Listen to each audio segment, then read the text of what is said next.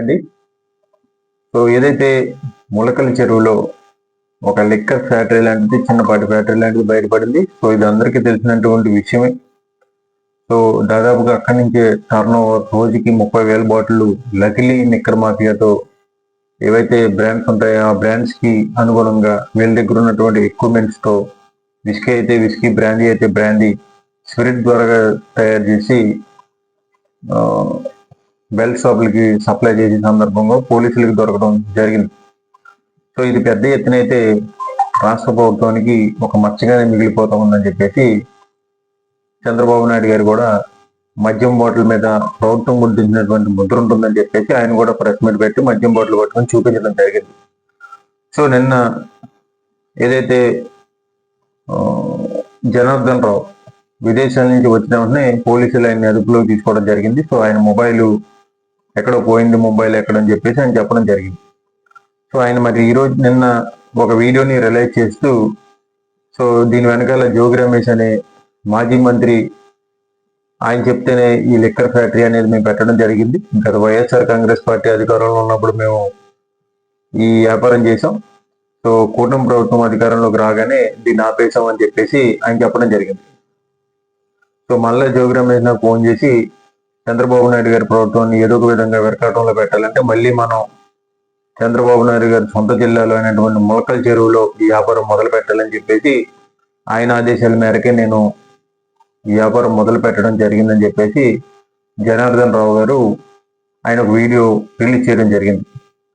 So మొన్న arrest అయినటువంటి ఆయన నిన్న వీడియో రిలీజ్ ఎలా చేస్తాడు? సో పోలీసుల సమక్షంలో ఉన్నప్పుడు ఒక ఫోన్ కానీ ఏది కూడా ఆయనకి ఎవరు. సో ఏంటంటే ఆయన ఫోన్ ముందు రిలీజ్ చేశాడంటే ఆయన ఎయిర్పోర్ట్కి రావడంతో ఏదైతే డ్రెస్ ఉందో ఆ డ్రెస్ తోటి ఆ వీడియో కూడా ఉండడం జరిగింది. అంటే ఆ వీడియో నిన్న మధ్యాహ్నం రికార్డ్ చేసి సాయంత్రం సోషల్ మీడియాలోకి కొన్ని మీడియా ఛానల్స్ ద్వారా ఆ వీడియోని రిలీజ్ చేయడం జరిగింది. సో ఇక్కడ జోగి రమేష్ గారి హస్తం ఉందని చెప్పేసి అతను జనార్దన్ రావు ఆయన చెప్పడం జరుగుతుంది.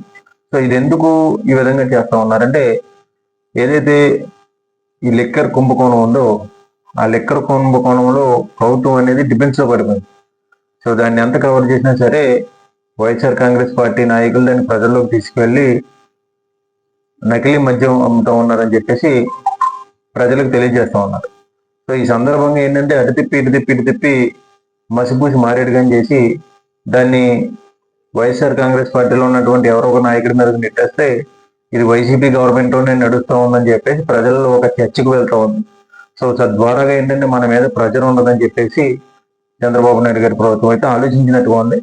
సో ఎవరయ్యా మనకి ఎగనిస్ట్ గా జిల్లాలో ఉంటారంటే కృష్ణా జిల్లాలో చంద్రబాబు నాయుడు గారికి మరి జోగి రమేష్ గారు గుర్తొచ్చినట్టు ఉన్నారు. వెంటనే ఆ జోగి రమేష్ ని ఇరికించండి అని చెప్పినట్టు ఉన్నాడు.